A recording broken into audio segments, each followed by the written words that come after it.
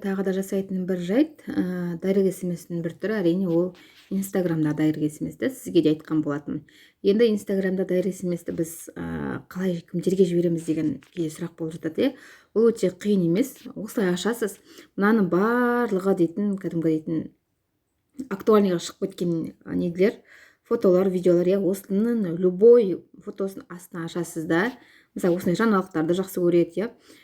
Ашасыз да, кіресіз, нравицасына басып. Сосын қарайсың, жерде әйел адам отыр ма, соған жібересіз, мне написать деп басып. Написать деп басып жібересіз. Сосын бір фотосына лайк баса кетсеңіз, вот сіздің парақшаңыз еліктеп қарау мүмкін да, мысалға да.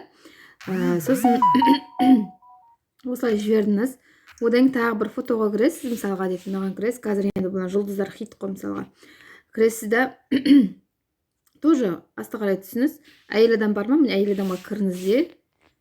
Міне жіберіңіз Инстаграмды. Дайректі міне. Көрдіңіз ғой міне. Сосын арасында дейтін істеген кезде міндетті бір фотоға лайк баса кетіңіздер, себебі парақшаңызға ол адам кіріп қарайды қалай онда Инстаграмдыға дейтін. Міне. Мен осылай істеймін көбіне дейтін міне. Енді қараңыздар, мен осылай жұмыс жасаймын, бұл күнде жасалып жатқан мен күндегі іс-әрекетімді. Енді осылай дайрек смс жазғаным арқасында, міне мына жақтан қарасаңыз, сіздің жазған дайрек смстеріңіз барлығы тұрады, иә. 7 сағат бұрын, 1 ғата деп жаңа жазған барлығы тұрады. Алғашқыда Инстаграмыңыз жаңа дамымаған, жақында ашылған болса, сіз дейтін алғашқыда 15 дайрек смстен жібере аласыз, одан артық жіберуге болмайды, жақсы ма? Так, не шығып кетейін, осы Инстаграмға дайрек смс арқылы жазған адамдардан, мысалға, маған бүйтіп келеді. Мен бүйтіп қойым бірден сразу сізге көрсетемін. Жаздым, жазғаннан кейін сразу дейтін, міне Инстаграм парақшамды қойып кеттім. Міне Инстаграмға басады да, бұлар өтеді да, жоғарыда міне Инстаграм бүйтіп өткен кезде, міне қазір көрсетейін. Инстаграмға өткен кезде, міне мен Инстаграм шығып тұр, көрді ғой, міне көрдіңіздер, міне мен Инстаграм шығып тұр, олар сразу маған басады. Болмаса тағы бір жақсы метод бар. Сіз мысалы дайрек смс жазған кезде өзіңіздің WhatsApp сілтемеңізді қалдыра аласыз. Қалай қалдырамыз? Енді мысалы мынаған кірдік.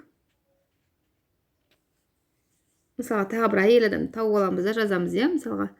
Мына әйел адам бір фотосына лайк басып жібереміз бүйтіп. Міне бүйтеміз да. Написать. Бастық, мына Инстаграмымызды өшіріп тастаймыз да. Міне мына жерге бірден WhatsApp сілтемеміз қалдырамыз. Настройки, инструмент для бизнес, короткая ссылка. Мына жерде өзіңіздің сілтемеңізді копировать басамыз. И міне көрдіңіздер ғой. Осылай бірден WhatsApp-қа түсетін қылып жаза аласыз. Міне мына смс жаздым.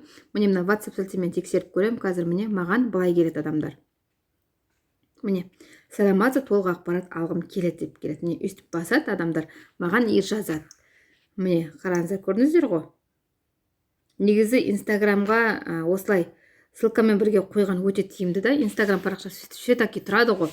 Бірақ WhatsApp сілтемен бірге өте тиімді болады. Қойғанда ол адамдар сізге жазуға да, сізбен байланысуға да өте тиімді сол болады. Енді осылай сіз дайрек смс жібердіңіз.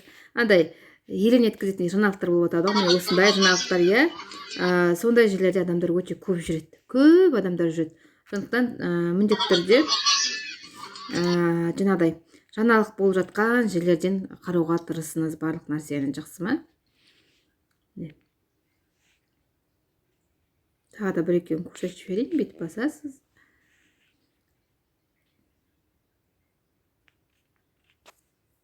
Міне осы басасыз да, мына жерге отправить етесіз. Міне қараңыз, осының арқасында, осы дайрек смс жібергеннің арқасында менде мынандай смс келіп тұр, жаңа көрдім. Міне сіздер көрсетейін деп отыр. Міне қараңыздар. Міне мына мен дайрек смстерім жіберген. Міне мынау, міне маған мана саламатсыз, толық ақпарат алғым келеді деп келіп тұр, иә. Мен негізі бұл адамға бұрын түсіндіріп кеткенмін, ал бірақ бұл адам мен Инстаграмда маған лайк басқан арқасында маған қайтадан келіп тұр. Не көрдіңіздер ғой? Мен бұл адамға 15 февральда түсіндірген екенмін осы бизнесті, ал бұл маған қайтадан жазып тұр. Міне саламатсыз, толық ақпарат алғым келеді. Мен бұл жерге автомат түрде сообщением бәрін дайындап қойдым.